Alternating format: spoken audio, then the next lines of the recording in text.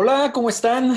Me da mucho gusto saludarles en este viernes de Masterclass, pasos para innovar. Mi nombre es Juan Manuel Salas. Voy a tener el enorme privilegio de compartir con ustedes la siguiente hora. Y bueno, pues el objetivo de compartir con ustedes el día de hoy es poder llevar un poco de nuestra experiencia en términos de trabajar con las diferentes organizaciones con las que tenemos el privilegio de colaborar, en términos de hacerlas pues más innovadoras. Soy el director de consultoría de PL Group para América Latina y he tenido la oportunidad pues de estar colaborando con diferentes organizaciones en un sinfín de áreas de negocio, comercialización, manufactura, servicios, con el objetivo de llevar las bondades de la metodología de pensamiento de diseño a estas organizaciones y hacerlas muchísimo más pues innovadoras, más creativas. Y me gustaría platicar con ustedes sobre cómo es que nosotros lo hacemos. Además de eso, pues tengo el enorme privilegio de ser el facilitador del módulo de innovación para el Diplomado de Habilidades Gerenciales y Directivas del Tecnológico de Monterrey en diferentes campus en la Ciudad de México y en Ecuador.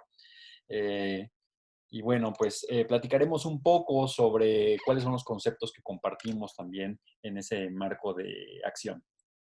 Um, Buenas tardes con todos.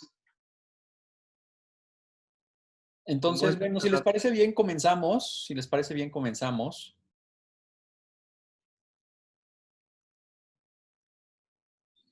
Eh, Generalmente vale la pena pues que trabajemos el tema de innovación desde los fundamentos básicos, ¿no? Y yo considero que en términos generales la innovación tiene su origen en una habilidad muy interesante que es la creatividad. Evidentemente, creo que en las organizaciones, si no hay creatividad, va a ser muy difícil que haya innovación. Entonces, bueno, pues la manera en la que nosotros trabajamos este tema de la creatividad es a través de, el ejercicio de una teoría muy interesante que desarrolló Tina Selig. Ella escribió un libro muy interesante que se llama Ingenious. Ella es profesora de la Universidad de Stanford y nos regala este modelo que se llama el motor de la innovación. Y Tina Selig lo que dice es que para poder impulsar la innovación al interior de las organizaciones, es importante trabajar en aspectos internos de la organización, pero también en trabajar aspectos que tienen que ver con la persona, ¿no? Y en los aspectos que tienen que ver con la organización, Tina pues nos recomienda el que podamos desarrollar diferentes elementos relacionados, por ejemplo, con una cultura más abierta, ¿no? Una cultura en la cual incluso pues se acepte el error, porque cuando nosotros estamos innovando al interior de las organizaciones es importante considerar que no siempre las cosas van a salir como nosotros queremos. A veces vamos a fallar y es parte del proceso de entender cómo funciona la innovación y de generar nuevas habilidades para generar grupos en los cuales pues esta habilidad, esta competencia nazca.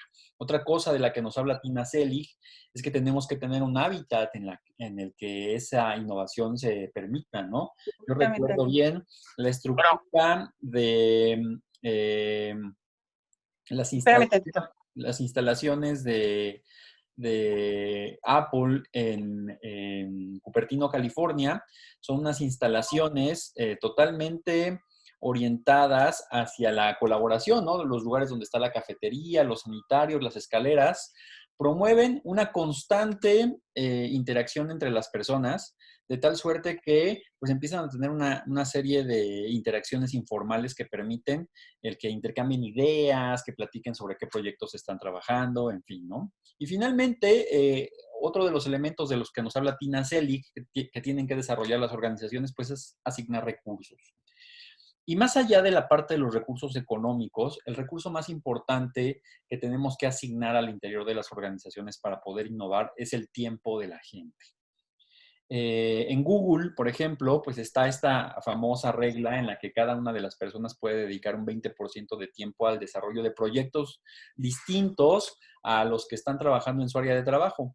Y esto genera pues una dimensión muy interesante en el sentido de que pues están colaborando con equipos que no necesariamente trabajan en su rango de competencia. Y eso hace que la organización pues genere muchas capacidades. Y hablando particularmente de la persona tiene que desarrollar pues tres cosas. Una muy importante, por ejemplo, es la actitud para querer realmente hacer cosas nuevas. Yo generalmente llego a las organizaciones y evalúo rápidamente si hay esa voluntad política para que la innovación crezca. A veces esa voluntad no existe, o sea, he trabajado con muchas organizaciones en las cuales la innovación, por ejemplo, es un valor, pero cuando tú empiezas a trabajar con la gente te das cuenta de que en realidad no quieren cambiar. Y eso es algo que nosotros tenemos que empezar a empujar al interior de la organización con el objetivo de que tengamos pues empresas más abiertas, más flexibles y obviamente pues más innovadoras. Otro de los elementos de los que nos habla Tina Selig, pues es el conocimiento. Decía Steve Jobs que el conocimiento es la caja de herramientas de la que nosotros echamos mano para resolver problemas. Y pues sus ideas son directamente proporcionales a pues los conceptos que meten en su cabeza. Si ustedes, por ejemplo, estimulan su imaginación y estimulan su cerebro todo el tiempo con ideas nuevas, con la literatura, con el arte, con la ciencia, es más probable que puedan conectar otros elementos para poder generar ideas diferentes. Y el último elemento, que evidentemente es muy interesante, es este que señala Tina Selig, que tiene que ver con la imaginación. Y quiero platicar con ustedes una experiencia que está relacionada con este elemento en particular, que además es una experiencia que siempre platico en los diplomados de innovación para el TEC de Monterrey. Y es cómo a veces nosotros mismos nos ponemos barreras sobre si somos creativos o innovadores o si no lo somos, ¿no? Creo que yo soy un canal muy, muy útil para hacer que las personas que creen que no son innovadoras puedan innovar y ojalá yo pueda compartir este mensaje con ustedes el día de hoy y lograr que se den cuenta de que todos podemos innovar al interior de las organizaciones. Entonces, una vez hace, yo creo que unos 8 o 10 años, me invitaron a un evento que había organizado IBM sobre innovación. Y la charla central de ese Congreso de Innovación estuvo a cargo de este famoso cómico mexicano Andrés Bustamante. Iba muy ad hoc, ¿no? Una persona que se dedica a la comedia, como él, que desarrolla personajes y sketches. Eh, pues evidentemente era un buen portento de la creatividad. Y cuando invitaron a este sujeto a que empezara la charla, yo estaba como en la tercera o en la cuarta fila, recuerdo que comenzó la plática con una frase que me marcó. La frase que Andrés Bustamante dijo para iniciar la charla fue, yo no soy una persona creativa. Y yo estaba ahí, estaba joven todavía, y recuerdo cómo es que cuestioné cómo una persona que se dedicaba a la comedia se atrevía a decir que no era una persona creativa. Y entonces, la segunda frase que dijo Andrés Bustamante en aquel evento fue una que se convirtió como en mi mantra de la innovación y la creatividad. Andrés Bustamante dijo, yo no soy una persona creativa, pero soy un cazador de la creatividad. Un cazador de la creatividad. Y cuando yo escuché eso, yo me di cuenta de que aunque yo pensara que no era una persona creativa o innovadora, sí me podía convertir en una persona que fuera un cazador también de la creatividad, de la innovación. Me di cuenta de que la innovación y la creatividad no necesariamente tenía que estar en mí. Podía estar en todos lados y yo podía ser una persona que estuviera recopilando y cosechando ideas para incorporarlas a la manera en la que resolvía problemas. Y a partir de ese momento, entonces creo que nació el innovador que hay en mí, porque creo que todas las personas se pueden convertir en cazadores de la creatividad. Entonces, este tema de la innovación, pues en realidad no es rocket science, ¿eh? En realidad es un tema en el que hay fórmulas y hay algunos elementos sencillos que podemos aplicar para hacer que las organizaciones pues sean muchísimo más abiertas. Y eso es algo que ustedes pues han hecho desde niños, ¿no? Esta imagen la presento en mis talleres y en mis sesiones. Y si yo les preguntara a ustedes, esta niña en qué cosa está viajando, creo que podríamos tener pues una serie muy diversa de ideas y de alternativas, ¿no? Si yo les pregunto ahorita en el chat, ¿en qué cosa creen que esta niña esté viajando? Qué les evoca, ¿no? ¿Qué clase de vehículo creen que esta niña tiene en mente? A ver si me pudieran regalar ahí una suerte de idea a través de nuestros medios de comunicación. Yo creo que puede tener un coche. Un coche, gracias. Una Un avioneta, barco. un barco, claro, por supuesto. Un auto. Tenemos ahí varias alternativas, por supuesto. Y en realidad nos damos cuenta de que esa niña podría estar viajando en lo que sea, ¿verdad? Y esa niña también fueron ustedes en algún momento. En algún momento imaginaron que podían hacer cualquier cosa sin los límites que nos da la edad adulta. Y eso es algo muy interesante. Entonces, ustedes han sido creativos siempre, solo que la vorágine del mundo capitalista, pues a veces nos hace que olvidemos un poco eso. Y cada uno de ustedes pues tiene la capacidad de remontar en el pasado y escarbar para sacar nuevamente las habilidades creativas que siempre han tenido y que siempre están ahí. Decía Pablo Picasso en una frase que me gusta mucho: a los 12 años sabía dibujar como Rafael, pero he necesitado toda una vida para aprender a pintar como un niño. Y me gusta mucho este concepto porque evoca también una serie de elementos que nosotros podemos reconstruir, recuperar, eh, con el objetivo de proveer ingredientes creativos hacia el futuro de nuestras organizaciones. Nosotros podemos ser ese Picasso que sabía cómo pensar de manera creativa y innovadora, y lo que queremos es redescubrirlo. Y puede ser que nos lleve un tiempo, pero es algo posible, es algo que se puede lograr, ¿no? Entonces, ya que pusimos un poco del marco de la creatividad, me parece que estamos en condiciones de empezar a trabajar sobre lo que la innovación es, ¿no? Y aquí me gustaría compartir con ustedes un par de ideas. La primera, pues, derivada de este gran innovador de nuestros tiempos, Steve Jobs. Él decía: la innovación es la única manera de ganar.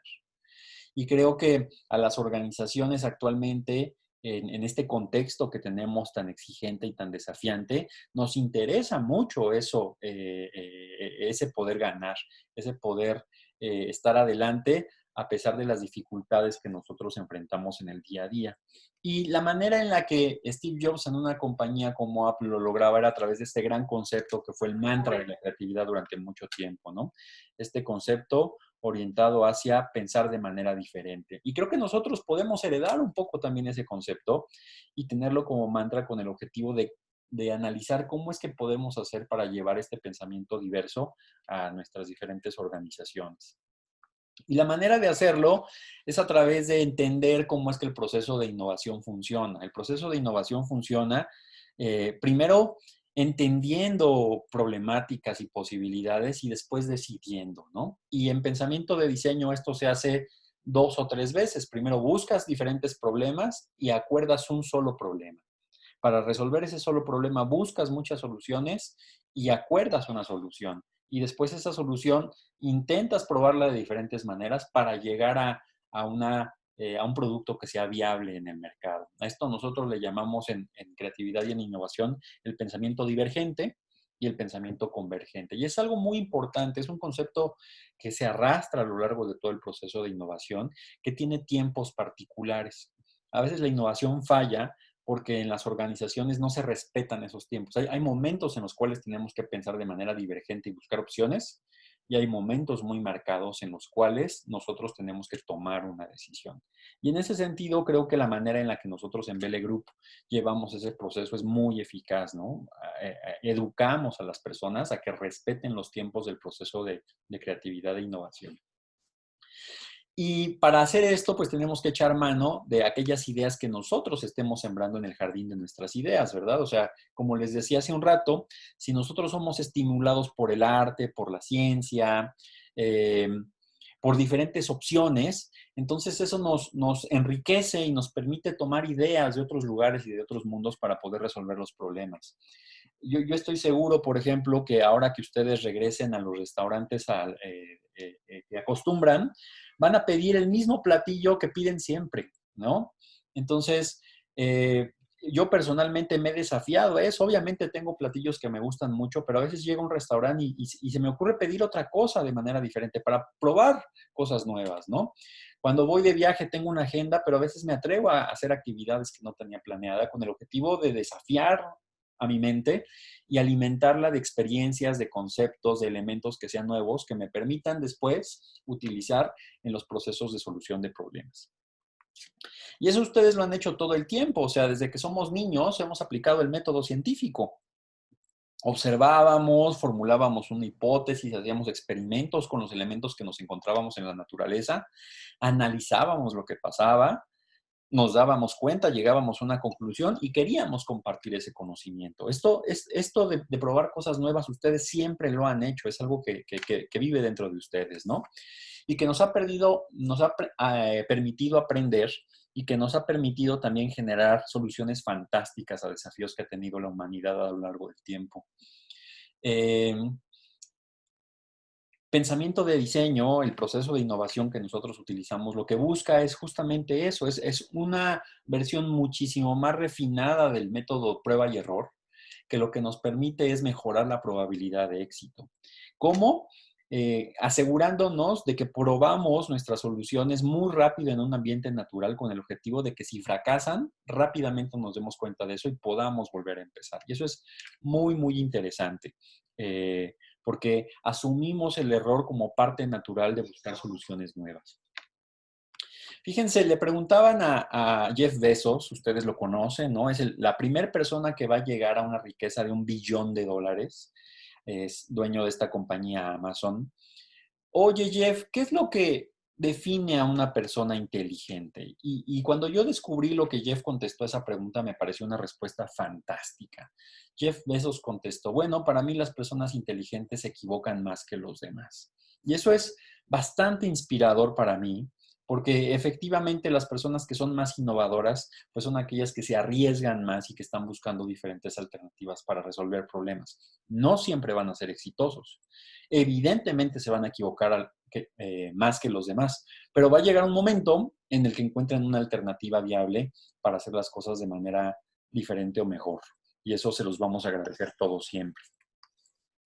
Otro gran innovador de nuestra época, pues es evidentemente Elon Musk, ahora recientemente muy célebre esta semana, porque a través de su compañía SpaceX está por lanzar su cohete espacial Falcon 5, ¿no? Con 2 tripulantes que van a llegar a bordo de un Tesla a la Estación Espacial Internacional. Y recordarán ustedes uno de sus recientes fracasos, cuando presentó su pick-up, pues tuvo un problema y decía que los cristales eran irrompibles y cuando los puso a prueba, pues desafortunadamente se rompieron, ¿no? Ahora uno dirá, Elon Musk es un fracasado, yo diría que no. Quiero que analicen el siguiente dato.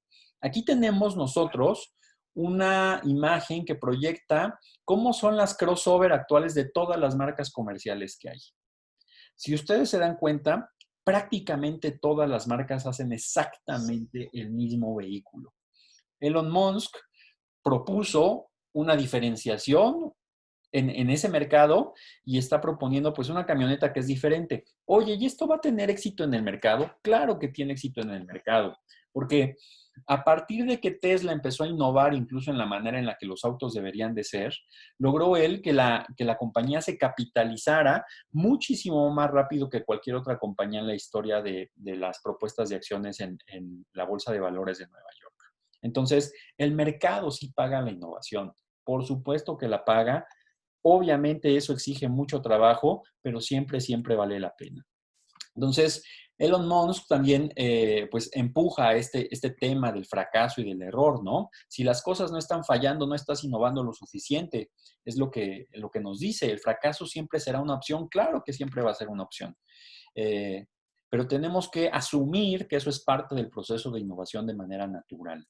Y creo que una de las responsabilidades más importantes de los que facilitamos procesos de innovación al interior de las organizaciones es ayudarle a las personas a entender que ese proceso de fracaso es normal y es natural de cualquier proceso en el cual estás intentando hacer cosas diferentes. Entonces, la fórmula que nosotros utilizamos y que muchos de los innovadores a nivel global están utilizando actualmente, pues es la fórmula de pensamiento de diseño. Ahora, es muy famosa y está ampliamente difundida y eso ha hecho que haya muchas formas de entender pensamiento de diseño. Algo que debemos de entender es que un buen diseño siempre es un buen negocio. Eso es algo muy, muy relevante. O sea, si nosotros nos enfocamos en mejorar la manera en la que las personas se relacionan con las soluciones que nosotros les proveemos, eso va a hacer que nuestros negocios crezcan, porque el mercado siempre lo paga. Y pensamiento de diseño en términos generales, pues es un sistema, es un proceso, es un marco de referencia, es una metodología que busca encontrar problemas y después buscar soluciones, ¿ok? En nuestros talleres, nuestros seminarios, en los diplomados que impartimos de innovación en las organizaciones y en las universidades, nos damos cuenta de que en América Latina particularmente, yo he tenido experiencia aplicando talleres de pensamiento de diseño desde Tijuana hasta Ecuador, en todos los países de Centroamérica, desde Guatemala, El Salvador. Y es interesante ver cómo en América Latina estamos muy orientados a resolver problemas. Y algo que es un aporte muy interesante de pensamiento de diseño es que tú no puedes resolver un problema que no entiendes. La fase número 1 de pensamiento de diseño es entender la problemática, porque un problema que está mal entendido va a generar soluciones malas, soluciones mediocres.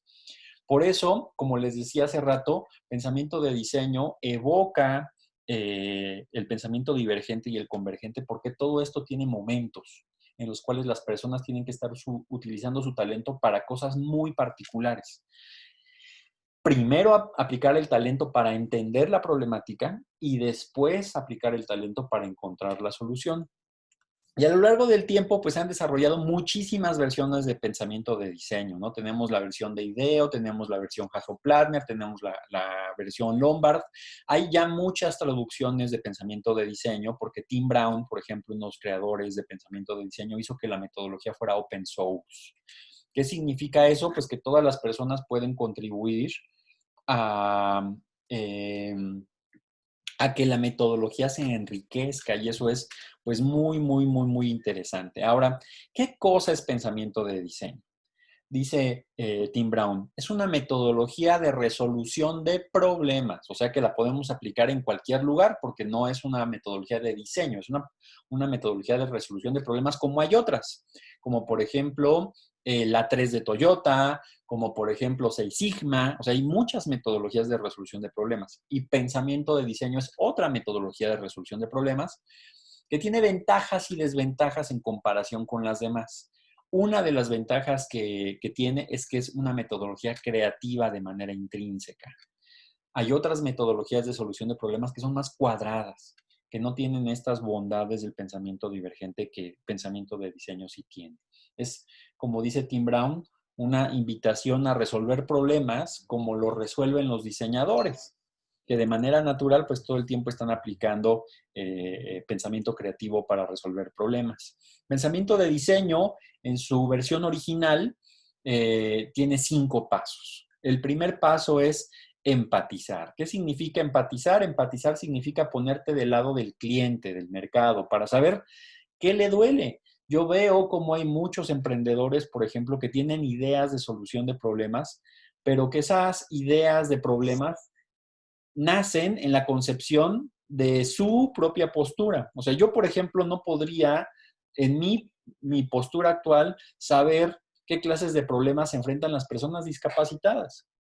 ¿Por qué? Pues porque no soy discapacitado. Entonces, a lo mejor yo tengo una idea fantástica para una silla de ruedas o para mejorar el transporte de estas personas o para que tengan asistencia, pero que yo no viva esa experiencia me limita a saber realmente cuáles son las problemáticas que ellos atraviesan en el día a día. Entonces, lo primero que tenemos que hacer es ponernos de su lado, entender al mercado. Y ya que entendimos al mercado, entonces definir realmente un problema con esa perspectiva de mercado. Para después pasar a la fase de ideación, esa fase de ideación lo que tiene que ver es buscar alternativas de solución que vamos a concretar en un prototipo, es algo a lo que nosotros le llamamos un MVP, ¿no? Un prototipo mínimo viable, y después sacarlo al mercado para empezarlo a evaluar a través de pues diferentes mecanismos que más adelante pues vamos a empezar a platicar. Entonces la idea es que utilizando los pasos de pensamiento de diseño, lo que queremos que vaya ocurriendo es que se te vaya prendiendo el foco, ¿no? El foco de la innovación y el foco de la creatividad. Pero algo que hay que entender es que eso no es algo que pasa en un solo paso, sino que va pasando a lo largo de un proceso muy bien estructurado y muy bien construido, que nosotros llamamos pues pensamiento de diseño, que tiene diferentes etapas y diferentes fases. Entonces, el primer paso que nosotros utilizamos la metodología Lombard para pensamiento de diseño, es encontrar algo que queramos transformar. Puede ser que sea una solución que no exista o que no funciona, o que queramos mejorar la calidad de vida de las personas a partir de pues, un hallazgo que tengamos, ¿no? O una necesidad insatisfecha. Necesidades insatisfechas en el mercado hay muchísimas. Entonces, paso número 1, antes de generar la solución, tenemos que encontrar si esa necesidad está validada. Esto lo hacemos pues definiendo un problema, teniendo una comprensión muy profunda de cuál es justamente esta problemática a la que se enfrentan las personas. Y cuando nosotros hacemos ese ejercicio nos vamos a dar cuenta de que no hay un problema, sino que hay muchos. Si nosotros quisiéramos resolver un problema que generalmente, por ejemplo, pongo en los diplomados de creatividad para el TEC de Monterrey, es cuando nosotros vamos al mercado y quisiéramos resolver el tema de los perritos de la calle, por ejemplo, nos vamos a dar cuenta de que hay muchas personas que son impactadas por esa situación de diferentes formas. Las personas, por ejemplo, que corren en la calle y que a veces son agredidos por los perros o que pisan un poco del excremento, o las personas que ya no tienen dinero para mantener a sus mascotas y desafortunadamente los dejan en la calle, o las personas que quieren hacer algo para que esos perritos no estén en la calle y puedan encontrar un hogar. Entonces, perritos de la calle se convierten en realidad en diferentes problemáticas que hay que resolver. Y para poder definir cuáles son las problemáticas que queremos resolver, lo primero que tenemos que decidir es a quién le vamos a resolver el problema. Entonces, paso número 1, identificamos los usuarios posibles de una solución orientada hacia esta problemática o cualquier otra. Comprendemos muy bien las necesidades de cada uno de los segmentos de mercado y entonces sí ya estamos en condiciones de decir, bueno, pues el problema se lo voy a resolver a las personas que corren para que cuando corran y se sientan amenazadas por un perrito que está en la calle, puedan notificar que hay un perro en la calle en una comunidad y organizar de alguna manera sencilla a través de una aplicación en el celular que alguien lo adopte. Entonces, fíjate cómo el segmento de mercado está muy bien definido. No es el segmento de mercado no es el perrito de la calle, es alguien que se ve impactado por pues que los perritos estén ahí. Entonces, este proceso es algo muy interesante. Generalmente se logra a través de 2 mecanismos: entrevistas a profundidad o estudios de mercado. Yo creo que las 2 cosas son complementarias, ¿eh? Hay otros colegas de pensamiento de diseño que tienen más afición por uno o por otro de los 2 canales. Yo creo que son complementarios. Y ya que entendimos y definimos el problema, con esta mirada de principiante, entonces sí ya vamos a poder estar en condiciones de ir a las siguientes etapas. Pero esta primera fase en la cual estamos definiendo los problemas, de manera definitiva es fundamental, es de manera fundamental. Tenemos que vaciar nuestra taza para encontrar esos usuarios y entonces empezar a pensar y aprender de ellos para apenas definir un problema. Un problema que está muy bien definido, casi de manera natural te saca la solución. Por eso, Albert Einstein tenía esta famosa frase o este famoso relato que decía: si yo tuviera que resolver un problema del que dependiera mi vida y tuviera 1 hora para resolverlo, dedicaría 55 minutos a entender el problema y 5 minutos a encontrar la solución. Y créanme que en mi experiencia trabajando con diversas organizaciones me he dado cuenta de eso. Cuando el problema está muy bien definido, ya es muy fácil encontrar las soluciones. Cuando el problema es difuso, entonces eso hace que el equipo se disperse y entonces empiecen a pensar en cosas que no conectan en realidad. Y eso es caro, eso es caro. Entonces, es importante que nosotros podamos encontrar estos pines de los problemas, ¿no? ¿Qué cosas son los pines? Son problemas que tienen como base una necesidad y que además están cubiertos por un insight, por un hallazgo, que termina matizando de una manera muy particular la problemática. Siguiendo con mi ejemplo, por ejemplo, de los perritos de la calle, mi usuario es la gente que corre en la mañana, ¿no? La necesidad es no les gusta verse agredidos por los perros o no les gusta ver perritos en la calle, y les gustaría hacer algo, pero sin perder tiempo. Entonces, el hallazgo es que la solución debe tener algún atributo que permita que ellos puedan hacer algo sin invertir mucho tiempo o muchos recursos.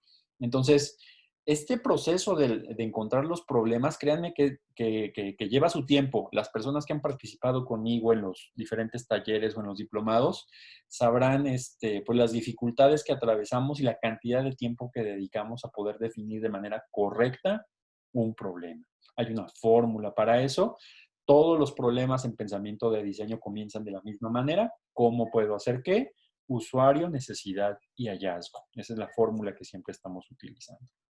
Es la famosa sintaxis, ¿cómo puedo hacer qué? Entonces, ya que tienes definida esta problemática, ¿no? Y que la vas acordando primero a través de un proceso de pensamiento divergente y después un pensamiento convergente, entonces sí, ya estamos en condiciones de empezar a buscar la solución. Con este énfasis, con este enfoque de que nosotros amamos los problemas, no las soluciones. Cuando tú te enamoras de los problemas, la ventaja que tienes es que buscas muchas alternativas de solución. Cuando tú te enamoras de una solución, y lo he visto mucho con mis participantes, a veces se les ocurre una idea y se enamoran de esa idea y quieren adecuar la problemática para que su idea sea válida. Y eso no es la manera de hacerlo, no es la manera correcta de hacerlo. La manera correcta es entender muy bien el problema, amar el problema, y entonces te vas a dar cuenta de que cómo van a aparecer muchas alternativas diferentes, muchas viables además. Entonces, no nos enamoramos de nuestras ideas, nos enamoramos de las diferentes problemáticas que tenemos que enfrentar. Ese es un principio muy importante que debemos de sacar adelante. Con pensamiento de diseño, nosotros no resolvemos todos los problemas. Nosotros resolvemos una parte muy chiquita de un problema muy grande. Pero que si resolvemos esa parte muy chiquita de la problemática, entonces vamos a poder afectar de una manera muy positiva la manera en la que el problema se desarrolla y existe. Fíjense todo el tiempo que he dedicado a hablar sobre el tema de la definición de las problemáticas, ¿eh? Así es en el proceso real. Ya que tenemos definidas las problemáticas, entonces ahora sí nos vamos hacia este ejercicio de imaginación, ¿no? Esta parte de aportar valor. Y la manera en la que nosotros hacemos, pues, esto es a través de generar ideas a través de diferentes metodologías. Estas metodologías lo que hacen es mandarle el mensaje a nuestro cerebro de cómo sí se puede hacer algo, ¿ok? Para hacer eso necesitamos desprendernos de asesinos de la creatividad. Uno de los asesinos de la creatividad más fuerte que existe es la censura. Y la censura viene en dos presentaciones. Viene la censura en presentación individual y viene además la censura en una presentación grupal. La censura individual es cuando a mí se me ocurre una idea, pero creo que es tonta o es absurda y por un mecanismo de autocontrol no la escribo y no la comparto. Y eso es muy, muy nocivo porque inhibe un mecanismo que nosotros llamamos la polinización de ideas. Cuando yo externo una idea que aparentemente es mala, esa idea puede inspirar a otra persona a que tenga una idea mejor. Si yo no externo esa idea que era aparentemente mala, entonces no logro que la otra persona sea estimulada, sea inspirada y que genere una idea mejor. Por eso, Alex Osborne, el creador de la metodología de pensamiento de diseño, de lluvia de ideas, perdón, de la metodología de lluvia de ideas, eh, hablaba tanto de la importancia que tiene este mecanismo de escribir todas las ideas, de centrarnos en la cantidad, no en la calidad. Y otro asesino de ideas es la censura comunitaria. Cuando yo, por ejemplo, en un grupo de trabajo, empiezo a criticar las ideas mientras se van generando. Y entonces le digo a mis compañeros de equipo, eso no se puede, eso sale muy caro, no hay la tecnología para hacerlo. Cuando yo empiezo a ser crítico en esa etapa, las personas empiezan a reducir su capacidad para generar nuevas alternativas de solución. Por eso, respetar los tiempos de pensamiento divergente y pensamiento convergente es tan importante. Hay una etapa para generar alternativas y hay una etapa para tomar decisiones. Y yo soy muy purista respecto a que en los procesos de generación de ideas esos momentos se respeten. Y lo hago a través de la utilización pues, de diferentes mecanismos, ¿no? Utilizo un brainstorming individual, que es diferente al que generalmente se utiliza, que es comunitario. Yo lo utilizo de manera individual. Utilizo una dinámica, un juego de roles, ¿no? Con personajes. Y utilizo también una técnica desarrollada por un creativo extraordinario, por Guillermo Solano. Es un colombiano que desarrolló una metodología que se llama Wake Up Brain. Y dentro del set de herramientas de Wake Up Brain hay una que me gusta mucho que se llama el juego de las malas ideas, que es pedirle a las personas que aporten malas ideas para resolver una problemática y esas malas ideas después se procesan y tienen un alto nivel de innovación. Es una maravilla esa metodología. Los alumnos que han estado conmigo en los diplomados seguramente no me dejarán mentir en lo sorprendente que es el poder sacar una idea brillante de una idea que era francamente mala, por llamarlo de alguna forma, ¿no? Entonces, en esta fase de aportar valor, lo que hacemos es generar muchas ideas, nos inspiramos de diferentes formas, las metodologías que utilizamos, eso es lo que buscan, el que tú estés inspirado de manera permanente. Y después, pues vamos clasificando esas ideas de diferentes formas con el objetivo de llegar a una solución. Dice Linus Pauling, otro de los creativos de CEPA, de los teóricos de la creatividad, la mejor forma de tener buenas ideas es tener muchas ideas. Entonces, por eso esta etapa tiene que ser amplia, tiene que ser vasta. Yo desafío mucho a los equipos a que generen muchísimas ideas. ¿Y cuántas ideas son muchas ideas? Bueno, la estadística nos dice que para poder tener entre 2 o 3 productos exitosos en el mercado, necesitamos alrededor de 12 ideas que se van incubando, que derivaron de 226 prototipos y esos 226 prototipos salieron de 4,000 ideas. Entonces, si yo quiero una idea que sea exitosa en el mercado, pues obviamente necesito partir de alrededor de unas 1,250 ideas originales. En los seminarios que nosotros trabajamos, generalmente hacemos que diferentes equipos estén resolviendo la misma problemática con el objetivo de generar muchas ideas desde diferentes ángulos. Entonces, si yo tengo un equipo, tengo un grupo de 20 personas, yo voy a hacer 4 grupos y cada grupo va a intentar resolver el problema desde diferentes aristas. Eso va a ocasionar que cada grupo genere ideas diferenciadas. Por ejemplo, el límite mínimo de ideas que yo les pido en los sprints que nosotros hacemos, que son de un solo día, son entre 120 y 150 ideas por grupo. Entonces, cuando tú tienes 4 grupos trabajando en el mismo problema, puedes llegar fácilmente a 500 ideas. Algunas se van a aparecer, pero lo importante es cantidad, ¿no? De ahí salen prototipos que después, pues ya pasamos a las diferentes fases de implementación. Entonces, en este proceso, yo soy el vigilante, el salvaguarda de los momentos de pensamiento divergente y pensamiento convergente. Yo me aseguro de que las personas no estén juzgando ni estén haciendo críticas de las ideas. Los estoy impulsando a que generen más y más y más y más y más todo el tiempo. Los impulso a que puedan construir ideas sobre las ideas de los demás. Eso se vale. O sea, si yo soy inspirado por una idea, y creo que la puedo hacer mejor, hago una nueva idea que sea más grande. Ese efecto de lo que les decía de la polinización de ideas. Se valen las ideas alocadas, o sea, la censura individual no debe de aparecer, porque todas las ideas tienen un valor. Pueden tener un valor para la solución o pueden tener un valor para el proceso creativo. Entonces, es muy importante que esas ideas estén presentes siempre, ¿no? Y hacerlo divertido es algo interesante, ¿no? El juego de roles, por ejemplo, creo que tiene esa característica, el juego de los personajes. Dice John Steinbeck, las ideas son como los conejos. Si usted tiene un par y las cuida, pronto va a tener una docena. Y eso yo lo he visto innumerables ocasiones en los talleres que hemos tenido el enorme privilegio de impartir en Belle Group. Y ya que tenemos ideas, entonces tenemos que empezar a hacer el proceso de construcción de la solución. Eso se hace a través de un tren de criterios de decisión. Nosotros tenemos primero un lienzo al que le llamamos el lienzo de la factibilidad. Vamos identificando si las ideas, ya que terminamos el proceso divergente, ahora sí nos vamos a volver muy críticos. O sea, analizamos cuáles de esas ideas son factibles y esas ideas factibles las metemos en un subgrupo al que le llamamos yo quiero trabajar aquí. Esas ideas de yo quiero trabajar aquí después son clasificadas a través de una metodología que llamamos MUSCO.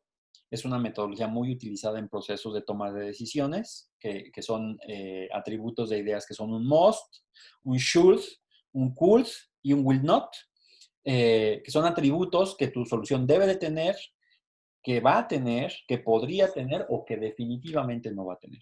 Entonces, ya que clasificamos esas ideas, generamos un concepto de solución. Para eso utilizamos una técnica que se llama storyboards. El storyboard lo que me permite es poner en orden mis ideas, saber cuáles van a venir primero en la solución y qué atributos van a venir después. Ese storyboard va a evolucionar hacia el MVP, hacia el prototipo mínimo viable.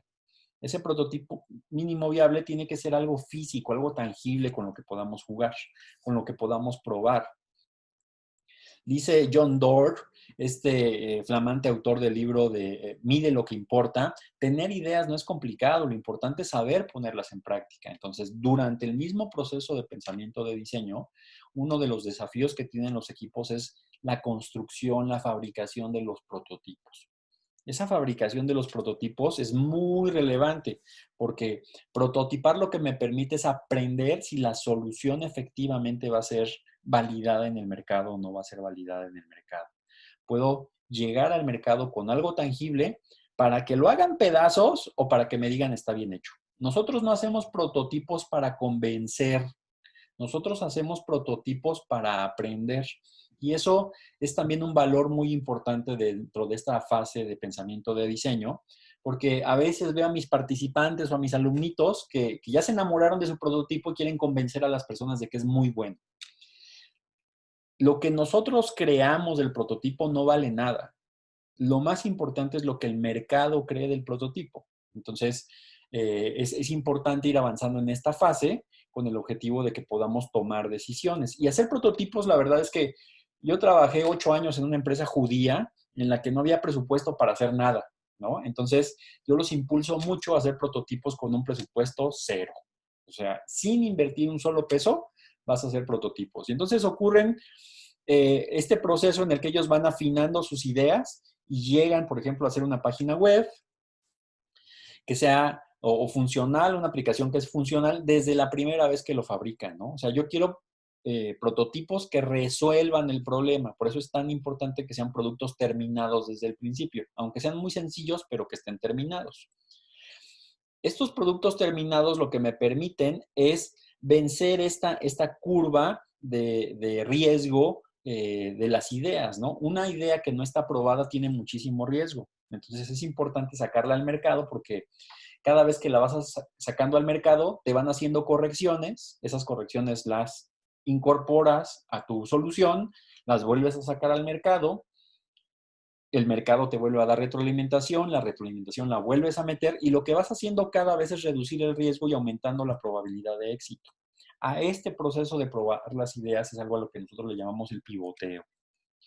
Yo he visto muchísimas aplicaciones hechas en papel. De hecho, generalmente impulso a mis estudiantes, a mis participantes en las organizaciones o en los diplomados a que hagan aplicaciones ya concretas que no programan, sino que las hacen en papel. He visto pues muchas presentaciones de este tipo en las que pues presentan un prototipo de un servicio o un producto hecho con cosas que encuentran en las oficinas, ¿no? Y eso es algo muy interesante porque es algo muy tangible que me permite validar el concepto de la solución. Si el mercado le gusta el concepto de la solución, entonces podemos invertir en otra clase de prototipos. Pero es muy fácil tirar algo que no te costó dinero hacer. Es más difícil tirar a la basura una idea en la que ya le invertiste 300,000 pesos. Entonces jugamos mucho con los prototipos, ¿no? Recuerdo haber hecho prototipos con Lego en la Universidad Panamericana en Guadalajara el año pasado con un grupo de 120 alumnos. Muy interesante para resolver problemas que les aquejaban a ellos, ¿no? Entonces, el Lego también tiene esa característica que nos permite hacer prototipos mínimos viables muy fácil.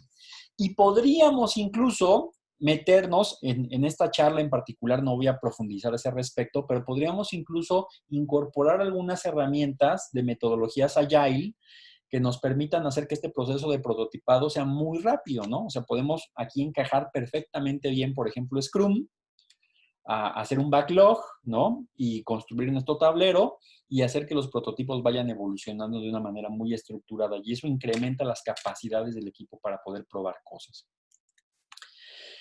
Y finalmente, bueno, pues lo que queremos es contar la historia, ¿no? Contar la historia y ver cómo es que el mercado macro la va a recibir. Eso es muy importante, dice Ash Maurya, la vida es demasiado corta para construir algo que nadie quiere. Entonces tenemos que asegurarnos de que las personas realmente van a querer las soluciones y para eso hay que saber comunicarlas muy bien, ¿no? También lo decía Seth Godin, el marketing ya no es más sobre las cosas que haces, es sobre las historias que cuentan. El mercado no compra tu producto o tu solución. El mercado compra lo que percibe de tu producto o tu solución. Ese es un paradigma, un concepto muy importante en este proceso de innovación. Yo he visto ideas fantásticas, fantásticas, que fueron muy bien entendidas en la fase de la problemática, que fueron muy bien llevadas en la fase de ideación, que fueron muy bien probadas en la parte de prototipado, pero que son comunicadas de una manera muy pobre, muy mediocre. Y eso hace que todo ese esfuerzo se caiga. Es la cerecita del pastel. Y también he visto lo contrario, o sea, he participado en bootcamps, ¿no? El año pasado estuvimos en uno, durante 3 años hemos estado participando con Bancomer en un bootcamp que hacen en todo México para desarrollar soluciones. Me tocó participar en la sede de la Ciudad de México. Traemos 12 equipos o 10 equipos, no me acuerdo, de 6 participantes. Y he visto soluciones muy simples, muy sencillas, poco innovadoras, con poco chiste, muy bien comunicadas, muy bien comunicadas. Entonces, es muy importante que nosotros tengamos la capacidad para poder transmitir lo que aprendimos de la solución y de las problemáticas en una muy buena pieza de comunicación. El mejor mecanismo para hacer eso para nosotros es a través de la construcción de un muy buen storytelling, ¿no? Entonces, storytelling tiene su origen en este libro de Joseph Campbell, ¿no? El héroe de las 1000 caras, en las que platicaba que una buena historia siempre tiene los mismos ingredientes, ¿no? La historia de Harry Potter, por ejemplo, un niño huérfano que encuentra un maestro que lo ayuda a desarrollar capacidades para salvar el mundo de la magia. Star Wars, lo mismo, ¿no? Hay un niño huérfano, Anakin Skywalker, que encuentra un maestro, que lo entrena para poder desarrollar capacidades y hacer algo grandioso. Bueno, todas las grandes historias tienen los mismos elementos. Es el viaje del héroe, como le llama Joseph Campbell. Hay un héroe, que en nuestro caso siempre tiene que ser el cliente, al que le pasa algo, eso que le pasa es una problemática, que se suma a la llegada de alguien.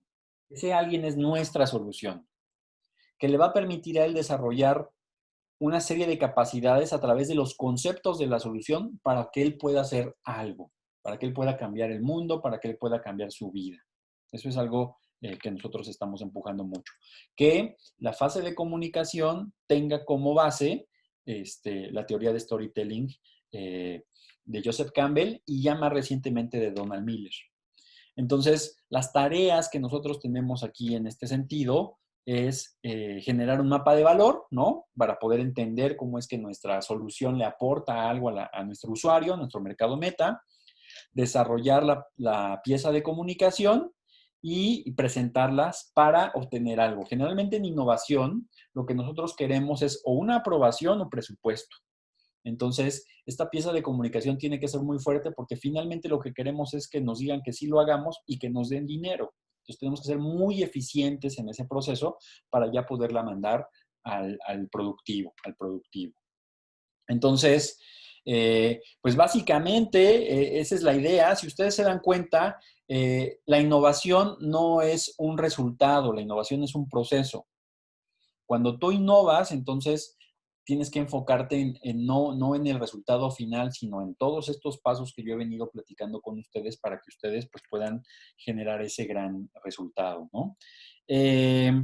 Como bibliografía, yo les recomiendo pues estos 3 grandes libros, ¿no? Les recomiendo mucho la biografía de Steve Jobs que escribió Walter Isaacson.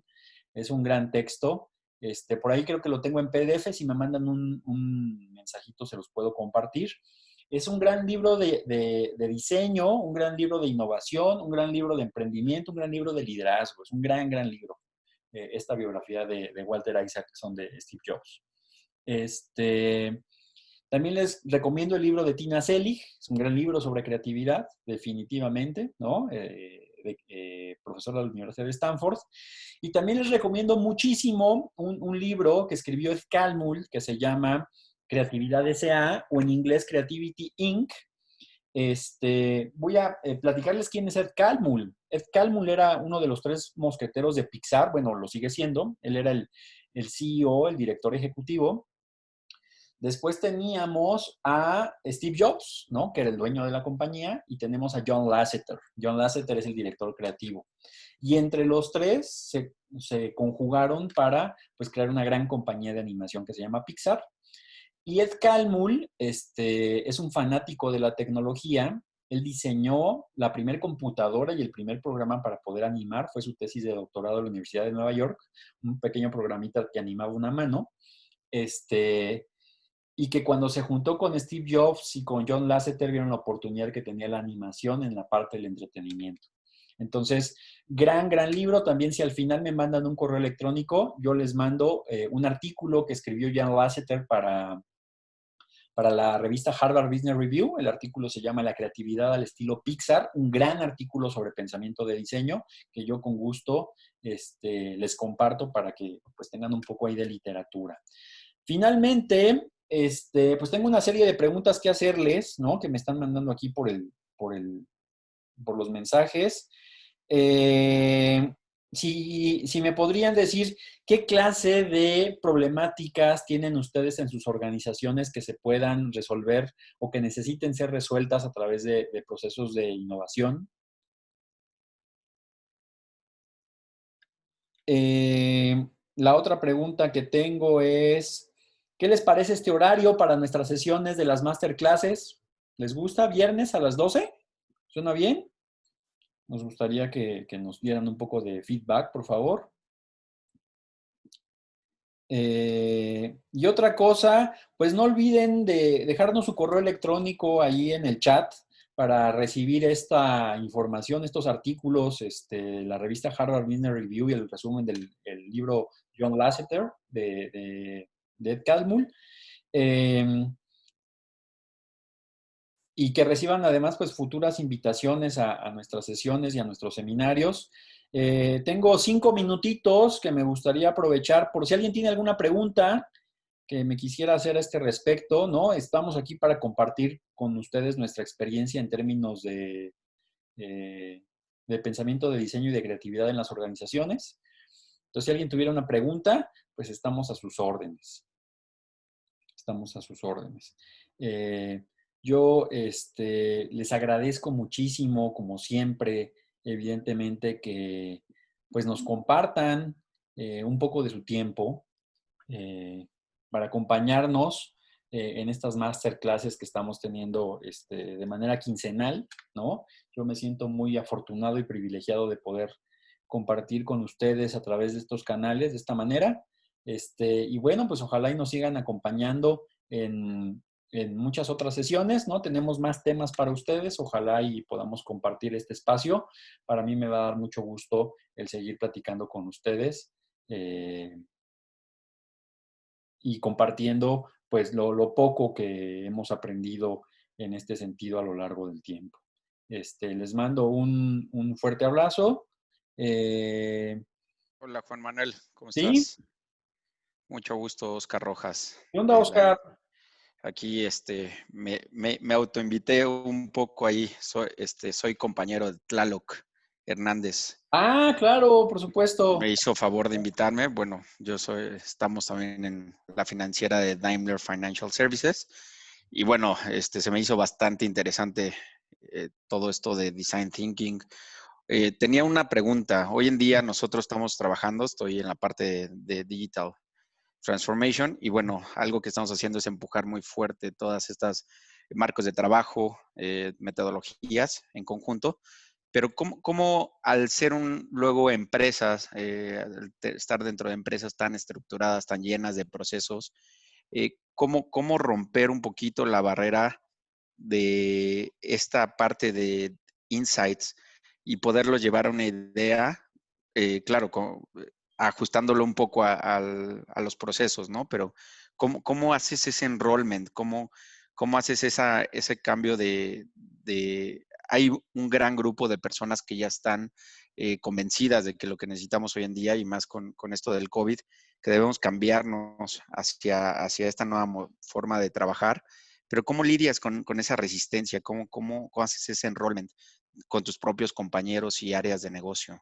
Claro, fíjate que es una muy buena pregunta. Por cierto, extiende mis saludos a mi amigo Tlaloc, gran alumno de la certificación de Agile de la UVM, con la que estuvimos participando. Este, Steve Jobs, en sus primeras oficinas puso una bandera pirata, en el corporativo de Cupertino. Y creo que lo primero que nosotros tenemos que hacer es una pequeña masa crítica, ¿no? Antes de pensar en pensamiento de diseño o en innovación para todos, tenemos que pensar en tener un pequeño equipo que empiece a hacer ruido, que empiece a hacer las cosas. Eso no se logra de la noche a la mañana. Entonces yo te diría, crea un grupo de trabajo de convencidos de estas metodologías y generen un primer resultado. Ese resultado va a ser tan bueno que todo el mundo se va a preguntar, oye, ¿y qué están haciendo ahí en la parte de Digital Service de Daimler Chrysler? Entonces, empiezas poco a poco, empiezas a sembrar la semillita de la rebeldía, de, oigan, hay maneras diferentes de hacer las cosas, pero tienes que mostrarlo con el ejemplo, amigo. Esa es la primera parte. Nos toca primero ir como salmones, remando contracorriente. Nos gustaría tener condiciones más favorables, pero alguien tiene que comenzar a fabricar esas condiciones favorables. Y hay organizaciones que lo han logrado muy bien. O sea, Vancomer, por ejemplo, estableció pensamiento de diseño como la metodología base para la resolución de problemas en el banco a nivel global. Han entrenado a 2.500 personas en pensamiento de diseño los últimos 2 años en México, pero eso llegó después de que hubo una serie de impulsores internos de diferentes áreas que dijeron, necesitamos resolver problemas de manera distinta. Entonces, yo te diría, generar esa masa crítica pequeña que tiene esta cultura de innovación, generen los primeros resultados y esos primeros resultados van a generar mucha envidia, van a hacer mucho ruido al interior de la compañía. Es un tema que no avanza a la velocidad a la que se necesita, pero que alguien lo tiene que impulsar. No sé si la respuesta que te doy satisface al 100% lo que te interesa, pero al menos eso es lo que pienso, ¿no? Actualmente. Sí, buenísimo. Gracias además por la pregunta y reitero mis saludos a mi cuate Tlaloc. ¿Alguien más? ¿Alguna otra pregunta? No sé cómo ando de tiempo. Tengo un minutito más. Muchas gracias. No, no, no, a ti, a tus órdenes, a tus órdenes. Bueno, pues yo les agradezco muchísimo su asistencia el día de hoy. Es para mí, pues, un privilegio, como les digo, compartir este espacio de aprendizaje. Ojalá y tenga la oportunidad de volver a coincidir con ustedes en algún otro momento. Les mando un fuerte abrazo a la distancia. Tengan un extraordinario fin de semana. Gracias por poner un poco de su tiempo en esto. Cuídense mucho y nos vemos en la que sigue. Hasta siempre. Hasta siempre.